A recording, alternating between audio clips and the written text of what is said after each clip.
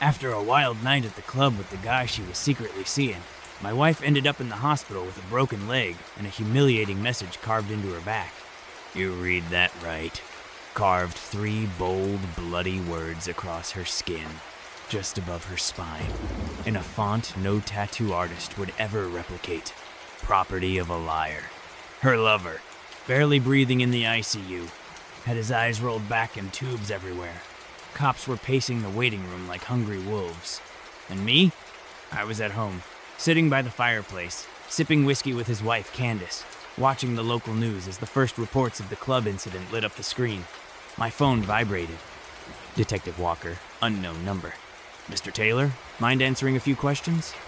I smiled, leaned back in my chair, and whispered into the phone. Of course, Detective. I've got nothing to hide. Because I didn't. That night, my alibi was bulletproof. Candace and I had receipts, footage, and dinner witnesses. And I didn't lay a hand on either of them. But don't think for a second I wasn't involved. I was the architect of that chaos. The quiet storm behind the curtains. The man who watched his wife ruin everything we built, then turned her game into a fucking war. Let's rewind. Because this mess didn't start with blood and sirens. It started with silence, with cold shoulders, locked phones, and one perfume I didn't recognize. Madison, my wife, had always been wild, gorgeous, unpredictable, and full of fire. That's what pulled me in. But that same fire, it started burning me alive around 6 months ago. She started dressing differently. Nights out turned into, don't wake up. Suddenly, I was the boring husband with early meetings and a mortgage. She wanted excitement. I gave her love. She gave me Tyler. Tyler King, wannabe DJ, gym rat, drives a Dodge Challenger, and wears sunglasses at night. The type of guy who thinks bottle service makes him important. He was everything I wasn't, and everything she was chasing behind my back. How did I find out? Not through texts. Not by catching her in the act. No, it was her giggle. That fake little high-pitched laugh I hadn't heard since college. The one she only used when she was chasing attention like a schoolgirl. She thought I wasn't listening, but I heard her giggling through the bathroom door while on speakerphone. I didn't confront her that night. I waited. I watched. I recorded every lie, every sneaky movement, every late-night Uber ride. I let her think she was smart, that I was blind. But the moment she posted a story from Girls' Night, and I zoomed into the mirror reflection behind her sunglasses sleeveless hoodie and that dumb Challenger keychain, I knew Tyler. That was the night I decided the game was mine now. I didn't yell, didn't scream, didn't touch her. I smiled, kissed her on the cheek, and told her I loved her. Then I started making calls. Candace was the key, Tyler's wife. She'd been suspecting something for weeks, but had no proof until I brought the receipts. Together, we became what Madison and Tyler would never be, partners. And we planned the perfect stage. A club, a blackout, a backroom confrontation that wouldn't involve us directly, but would leave a lasting mark literally. The message on her back. That was Candace's idea. She said Madison needed to feel it. The shame, the branding, the irreversible truth. Madison was found screaming, bleeding, crawling in heels. She couldn't walk. Tyler, he tried to fight back. Didn't go well for him, but like I said, I didn't touch them. And when the cops came knocking, I gave them wine, smiled, and handed them a receipt for the quiet dinner I shared with Candace across town at exactly 9:47 p.m., just as the paramedics were peeling my wife off the club's bathroom floor. But this is just the beginning. Because what Madison doesn't know, laying in that hospital bed full of morphine and regret, is that I'm not done, not even close. This isn't about getting even, it's about ending the game. Her betrayal broke the rules. Now I make the rules. She opened her eyes in that sterile hospital room and looked at me like I was supposed to care, like I was supposed to lean in, take her hand, kiss her forehead, and whisper, "It's going to be okay." No, Madison. You threw okay off a balcony the day you let that clown unzip your dress in the back of his filthy car. Ethan, she croaked, voice raspy from painkillers. What? What happened? I leaned against the wall, arms crossed, calm like a man watching his favorite movie. You tell me, I said, Last I checked, you were going out for wine with Laura. How do you end up in a club bathroom with your dress around your waist and a broken leg?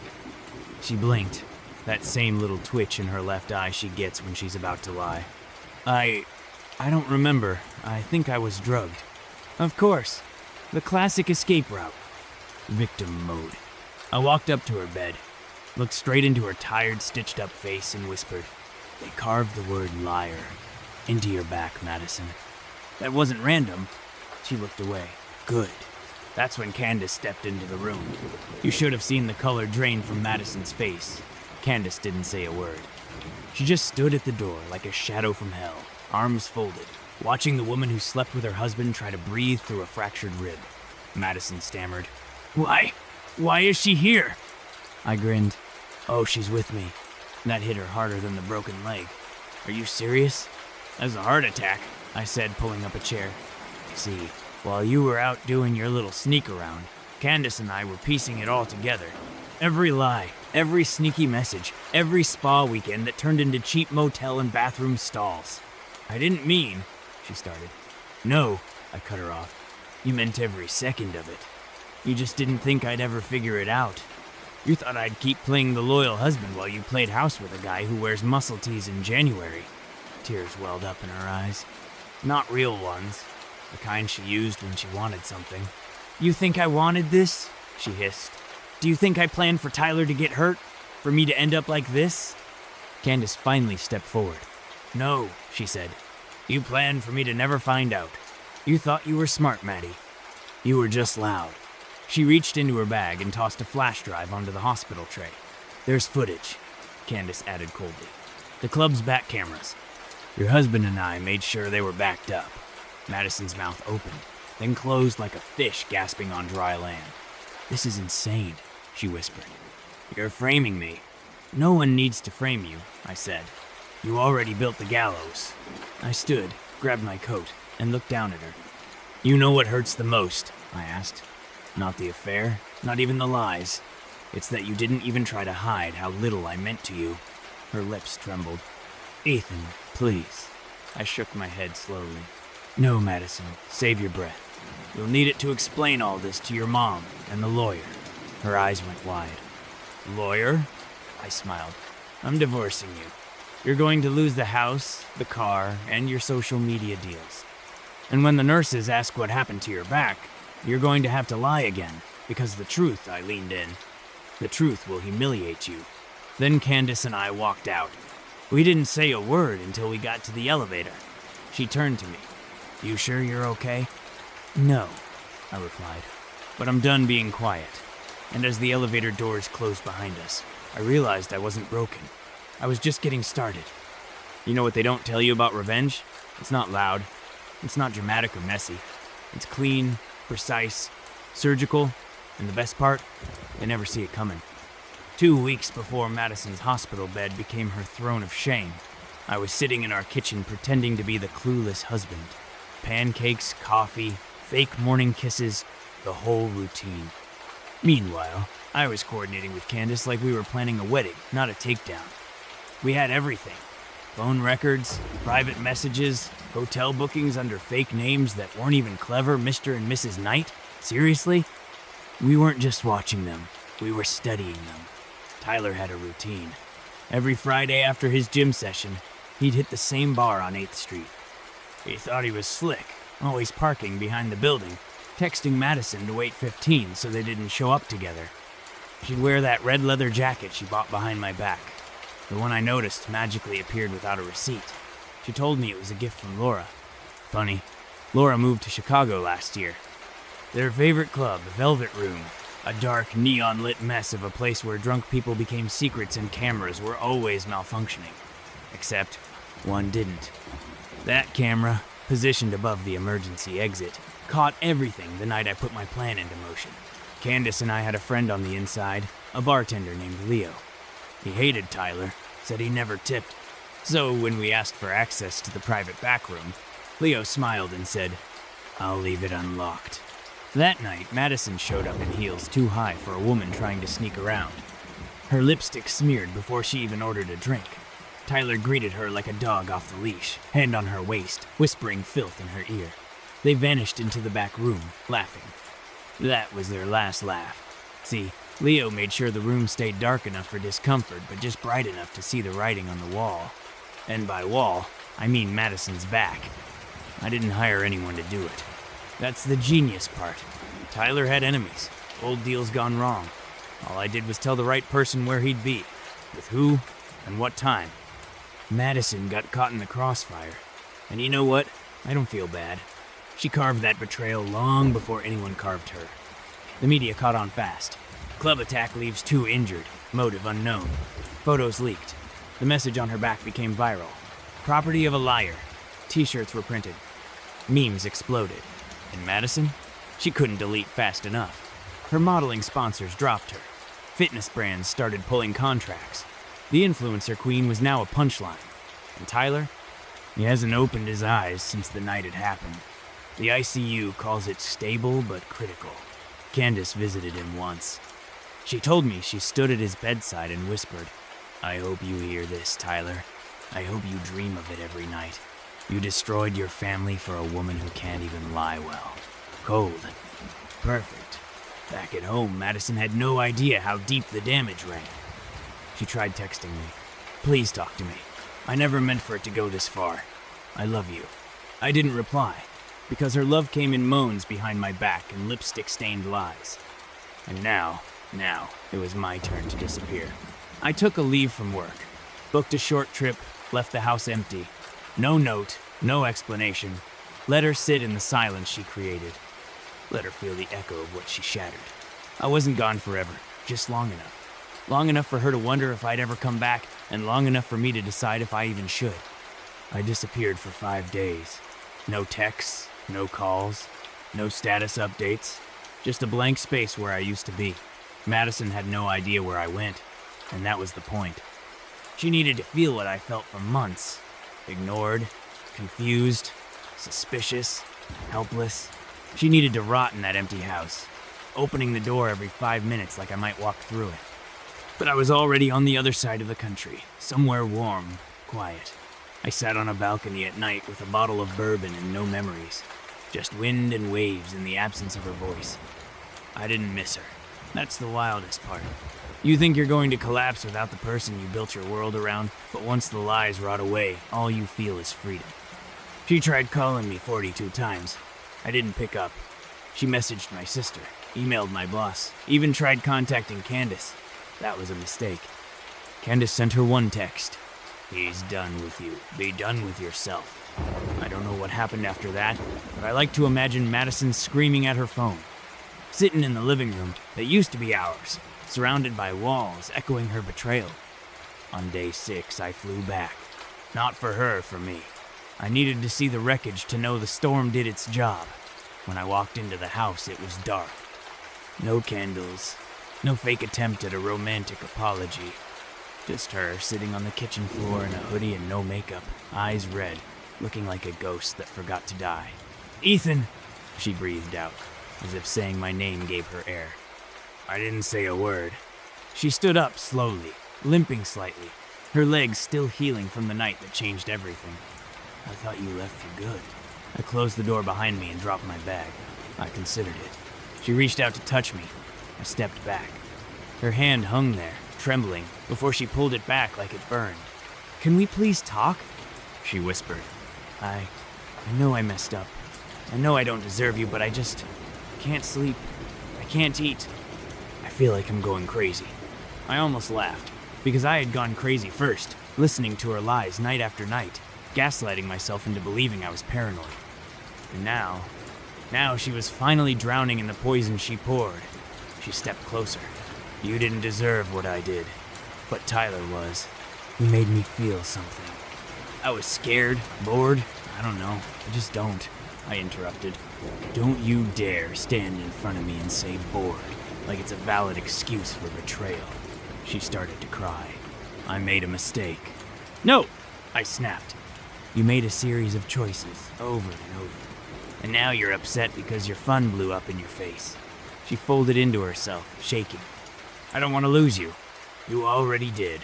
Silence. Then quietly, "What are you going to do?" I looked around the kitchen. The table we used to sit at for breakfast. The fridge still covered in photos of fake smiles. "I'm going to finish what I started," I said. Her eyes widened. "What does that mean?" "It means I've already filed for divorce. It means I've already contacted your sponsors and sent them the full story, including the footage. It means I'm not just erasing you from my life." I leaned in close. "I'm making sure the world sees who you really are." She crumbled to the floor, but I didn't stay to watch. I walked upstairs, packed the rest of my things, and walked back down with nothing but my keys. As I opened the door, she looked up with swollen eyes and said the last thing I ever expected. "Ethan, was it you?" I stopped. She didn't blink. That night, at the club, the carving, the cameras, the timing. "Was it you?" I looked at her for a long time. Then I smiled. "Doesn't matter now, does it?" And I walked out. After I walked out that day, I swore I'd never speak to her again. But the thing about fire, it doesn't just burn the house. It lingers in the air long after the flames die. And Madison, she was still standing in the smoke, choking on everything she never thought would catch up to her. Within a week, she was everywhere, just not in the way she used to be. No more photo ops, no more vacation collabs or product sponsors, no more Madison Taylor lifestyle posts with her fake smiles and perfect filters. The influencer world turned its back fast. Screenshots of her texts leaked on Twitter. Clips of her giggling with Tyler in that club's dim lighting made their way to Reddit. Even her own followers turned on her. The comment sections were brutal. This, the girl who preached about loyalty, karma carved her better than any tattoo artist ever could. Imagine ruining your marriage for a dude who can't even breathe on his own now. I didn't post anything. Didn't defend myself. Didn't need to. The truth had its own legs. I focused on building my life again, minus the chaos. I moved into a clean apartment with real silence.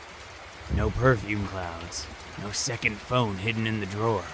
Just me, a couch, and the peace I'd forgotten existed. And yet, the calls kept coming. Blocked numbers, unknowns. One night, I finally answered. "Ethan?" Her voice so fragile, it was barely there. I didn't say a word. She continued. "I know you hate me. I deserve it. But I need to tell you something. Something I haven't told anyone." I stayed silent. "I'm being followed," she whispered. "I think someone's watching me outside my apartment. My tires were slashed last night." My stomach twisted, not out of fear, but irritation. "You're sure it's not karma making house calls?" I said coldly. "I'm serious," she hissed. "This is online hate. This is real. Someone's messing with me." "You sure it's not one of Tyler's other side pieces? You weren't his only mistake, Madison?" Silence. Then she said something that pulled the floor out from under me. I froze. "What?" She kept her voice low. "That night at the club, what happened wasn't random. You and Candace planned something. I know it. I don't care about the divorce. I deserved it. But whatever came after, this stalking, the threats, I think it's because of what you set in motion." I clenched my jaw. "No one's coming for you, Madison," I said. "They already did. You survived." "But someone's still playing," she whispered. "And I think they're not done." I hung up, and for the first time in weeks, I didn't feel victorious. I felt something darker. Not regret, not guilt, something in between. What if someone did take it too far? What if I opened the floodgates, and now there was something loose in her world? Something I didn't control. I tried brushing it off, told myself she was just scared, paranoid, spiraling like always. But the next night, I got a call from Candace. "You hear about Madison?" she asked. "No, what?" "She got jumped outside her gym. Black eye, broken wrist," said the guy whispered. "Liar gets what she deserves." I sat down, heart dead still. Candace paused. "You didn't do this, right?" "No," I said quickly. "Did you?" "Of course not." Silence. "Then who the hell did?" she asked. And for the first time, I didn't have an answer. I thought the game was over. Turns out, it was just changing players. The night after Madison got jumped, I barely slept. Not because I cared about her anymore, that part of me died the moment I saw Tyler's name on her lock screen, but because I suddenly realized something terrifying. I wasn't the most dangerous person in her life anymore, and that meant things were spiraling into a place even I couldn't predict. I texted Candace first. "Ethan, we need to talk tonight." She replied instantly. "Candace's place, 8 p.m., no phones." That last part chilled me. When I showed up, she already had 2 glasses of wine poured and the windows covered like we were prepping for war. "Talk," she said. "No small talk, no hugs, just straight to business." "I didn't send anyone after her," I said. "Neither did you, right?" "Of course not," she said, clearly insulted. "I wanted justice, not a felony." We sat there in silence for a long minute. I could hear the hum of the fridge and the occasional car passing outside, but inside it felt like the calm before a bomb. Candace finally broke it. "There's someone else involved." I nodded slowly. "You think one of Tyler's enemies?" She looked at me, her face serious. "Tyler didn't just cheat on me, Ethan. He owed people. A lot of people." She walked over to a drawer and pulled out a folder. Old school, thick with printed papers, photos, notes scribbled in red ink. "I did some digging," she said. "After everything blew up, I got curious. Turns out Tyler used to run scams, crypto pumps, fake events, even debt collection fronts. He screwed a lot of people." I flipped through the folder. One name stood out. "Brandon Malaloy." "Who's this?" I asked. She looked away for a second before answering. "Someone Tyler owed 60 grand to. Someone who went to prison for aggravated assault 3 years ago and got out 3 months before all this happened." I felt my throat tighten. "You think he's after Madison?" Candace nodded. "If he thinks she was part of it, or just close enough to matter, then yeah." I leaned back, rubbing my temples. This wasn't part of the plan. I wanted her embarrassed, ruined online, not beaten half to death in a parking lot. Candace sat beside me and said something I didn't expect. "You should warn her." I laughed bitterly. "After everything she did to us?" She looked at me, softer now. "This isn't about forgiveness. It's about not becoming what they were. We planned revenge, not destruction." I looked into her eyes and saw something familiar. Not love, not even pity. Just the face of someone who'd gone through fire and didn't want to see someone else burn that way. So the next morning, I did it. I called Madison. She picked up on the first ring. "Ethan?" Her voice was cracked, tired. "Listen carefully," I said. "You're in danger, and it's not from me. It's from someone Tyler screwed over. His name is Brandon Malaloy." Silence, then a whisper. "I know that name. Tyler mentioned him once. Said he'd kill him if he ever got out." "Well, guess what?" I said. "He's out, and he might think you're part of Tyler's games." She didn't speak. "I'm not calling again," I added. "Get out of town now." I hung up before she could say anything, because as much as I hated her, I wasn't going to let her die. Not like this. But what I didn't know, Brandon wasn't just after her. He had eyes on everyone who had ever touched Tyler's life, and that meant me too. I thought I was out, done, free, clean, but Brandon Malaloy had a different idea. It started with a note. No envelope, no return address, just a scrap of paper shoved under the door of my apartment, written in all caps with black ink. "You played a part. Now you pay a price." I stared at it for a long time. The handwriting was jagged, aggressive, like someone had stabbed every letter into the paper. I didn't panic. I didn't call the cops. Not yet. Instead, I checked the hallway cameras. Nothing. The footage cut out between 2:16 a.m. and 2:24 a.m. Perfect blackout window. Classic move. Whoever did this knew how to move. And that meant it was time to stop pretending this was just Madison's problem. I called Candace. She answered on the second ring. "He found me too," she said before I even spoke. "Dead bird on my porch this morning." Neck snapped. "Jesus." "All right," I said, pacing. "We need to meet, figure out how deep this goes." "No," she said flatly. "We need to disappear. Just for a while. This isn't a joke anymore." She was right, but I wasn't ready to run. Not yet, because this wasn't just a threat. It was a message, and messages meant something. So I dug in. I called an old friend, Drew, who owed me a favor from back in college. A guy who now worked deep in cybersecurity. Drew had a way of making secrets scream. I sent him the note and gave him everything Candace found in that folder.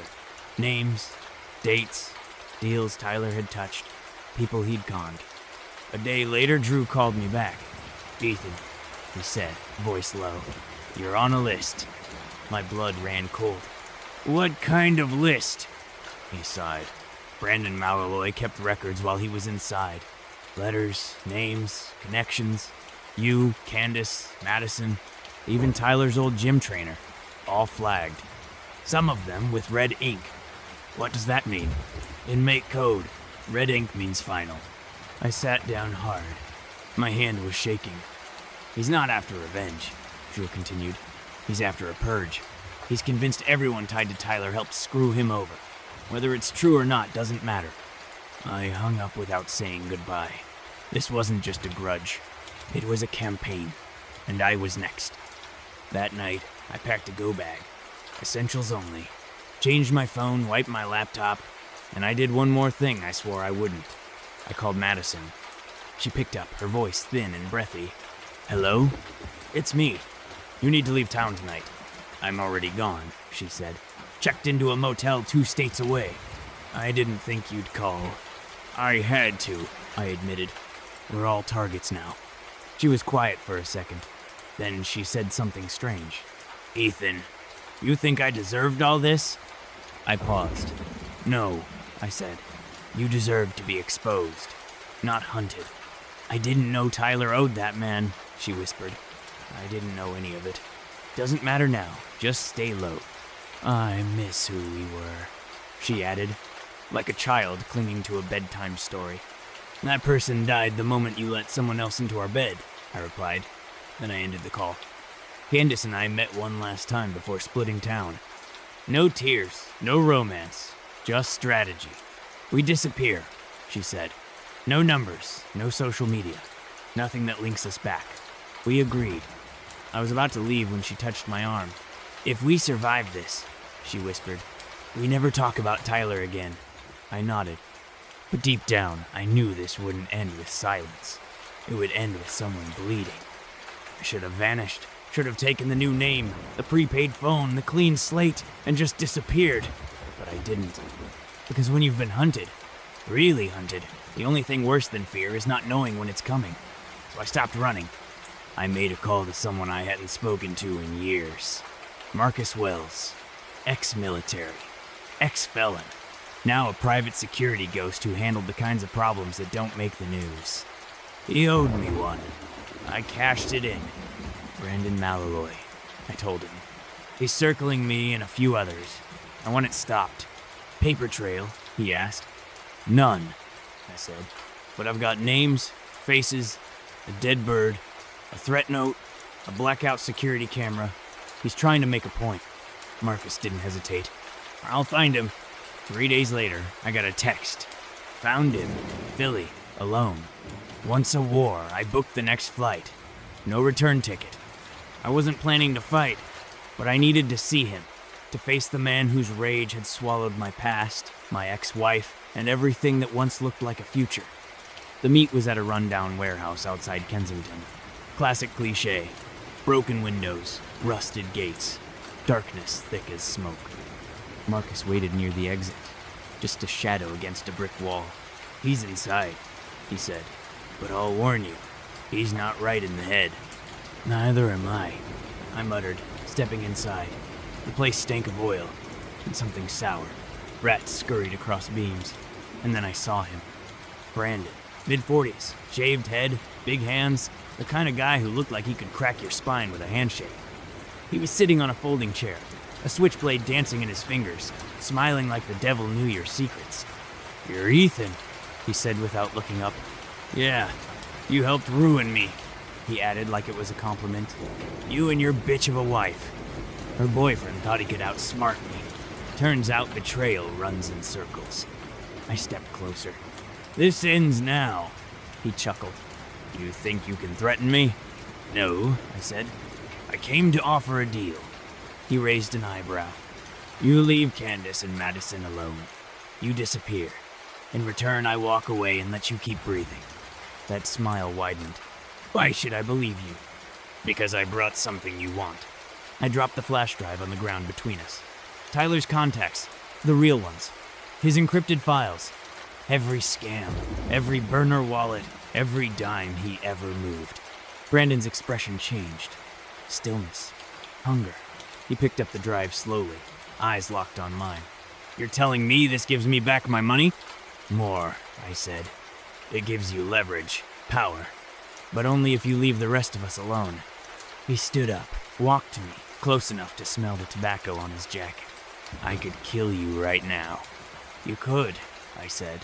But then this deal vanishes, and you spend the rest of your life running from ghosts and cops. We stared at each other, a long, silent war in a single look. Then he stepped back. Deal, he muttered. And just like that, it ended. I walked out of that warehouse feeling like a man reborn through hellfire. Madison never called again. Candace disappeared like she said she would, and I respected that. Sometimes the only closure you get is the silence you fought to earn. What did I learn? That betrayal leaves scars no one sees. That love is just as dangerous as hate, and that sometimes revenge doesn't heal you. It only sets you free. If you're reading this and wondering what to do when the person you trusted most stabs you in the back, here's my advice. Don't chase justice. Become it.